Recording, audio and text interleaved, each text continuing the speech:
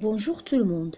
Pour produire ou rédiger une nouvelle, il faut savoir utiliser le schéma ou la structure narrative. Mais avant de la produire, il faut savoir d'abord qu'est-ce qu'une nouvelle et de quoi se caractérise-t-elle. La nouvelle est un récit court et bref. Les personnages d'une nouvelle sont peu et brièvement décrits. La nouvelle tourne autour d'un seul événement.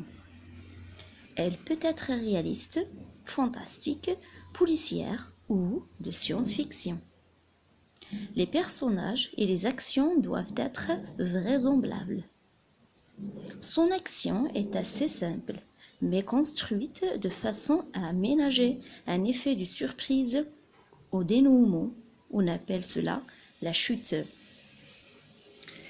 Pour rédiger un récit ou une nouvelle, il est indispensable d'employer le schéma narratif ou la structure narrative. Donc, la nouvelle est écrite selon une structure précise qui met en évidence les différentes étapes du récit. Le récit narratif commence en général par la situation initiale qui se caractérise d'un état de calme et d'équilibre, présentation des personnages, du lieu, de l'action et du temps. Par exemple, on va écrire ou bien faire un récit comme exemple dans lequel on va employer toutes les étapes de la structure narrative ou bien le schéma narratif. On commence par le premier exemple, c'est la situation initiale. Ce matin, dans la cuisine, Amina est bien embêtée. On passe maintenant à la deuxième étape. À la deuxième étape, donc, on emploie l'élément perturbateur qui se caractérise d'un surgissement, d'un événement imprévu qui perturbe l'équilibre initial. C'est de cet événement que dépend la suite du récit. Donc, on peut dire c'est un élément perturbateur ou bien déclencheur, ou bien un événement inattendu, ou bien modificateur, qui coupe le calme ou bien la stabilité de la situation initiale. Voilà un exemple, toujours dans le même récit. Elle, c'est Amina, qu'on a déjà vu dans la situation initiale. Elle voudrait des céréales pour déjeuner, mais ils sont rangés tout en haut de l'armoire. Malheureusement, Amina est trop petite pour les attraper. Voilà donc le problème, ou bien l'élément perturbateur qui perturbe, ou bien qui modifie le calme de la situation initiale.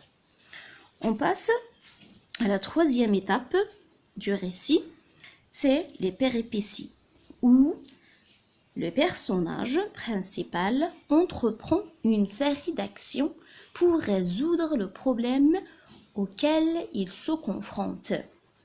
Voilà l'exemple. Elle prend alors une chaise, grimpe dessus et réussit à prendre le paquet. Voilà donc, ici dans cette étape-là, le personnage qui est Amina essaie de trouver des solutions à son problème. Voilà, qu'est-ce qu'il fait? Il prend une chaise et il grimpe pour prendre le paquet. Donc, on passe à la quatrième étape du schéma narratif.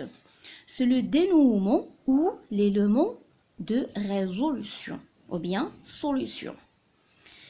C'est, par exemple, donc, dans cette étape-là, le personnage réussit à trouver la solution au problème, souvent avec l'aide d'autres personnages. Donc, dans d'autres récits, on trouve que le personnage principal a besoin d'aide d'autres personnages pour l'aider à trouver la solution à son problème.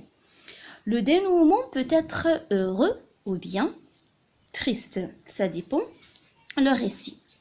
Voilà l'exemple. Fière de son exploit, Amina prépare un énorme bol de céréales. Donc, il a résolu son problème et elle a trouvé enfin la solution Donc, elle a préparé un énorme bol de céréales. On passe à la dernière étape dans le schéma narratif. C'est la situation finale. C'est la 5e étape et la dernière, dans laquelle le personnage retrouve le calme et l'équilibre de l'état initial. Parfois, le récit peut s'achever par la chute qu'on trouve surtout dans le récit policier. Je vais vous expliquer profondément le récit policier ou bien la nouvelle policière dans la leçon prochaine. Voici maintenant l'exemple de la situation finale de notre récit. Toute joyeuse et le ventre plein, la fillette part à l'école. Pour mieux comprendre les 5 étapes du schéma narratif qu'on emploie pour produire une nouvelle, on passe ensemble aux exemples suivants qui sont illustrés par des dessins.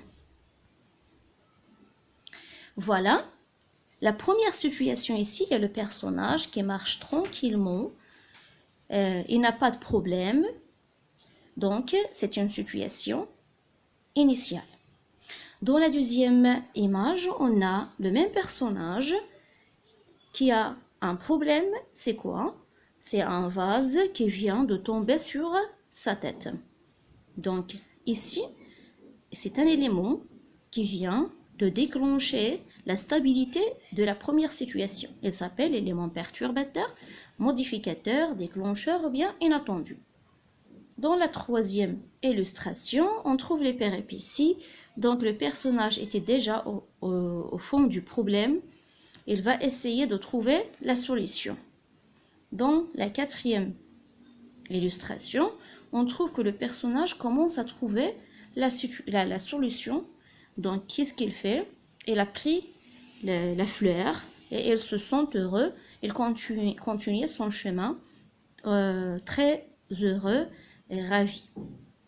Donc dans la quatrième illustration, on trouve que l'étape c'est le dénouement ou bien l'élément de résolution. Dans la dernière illustration, on trouve que c'est la situation finale. Et voilà, j'espère que vous avez bien compris le schéma narratif et la structure narrative qu'on emploie pour rédiger une nouvelle, un récit ou bien une histoire, donc de type narratif. Dans la leçon prochaine, Inch'Allah, je vais vous expliquer le récit policier, les différentes étapes qui sont les mêmes étapes du schéma narratif qu'on emploie aussi dans le récit policier. Qu'est-ce que ça veut dire le récit policier ou bien la nouvelle policière et quelles sont ses caractéristiques. Au revoir.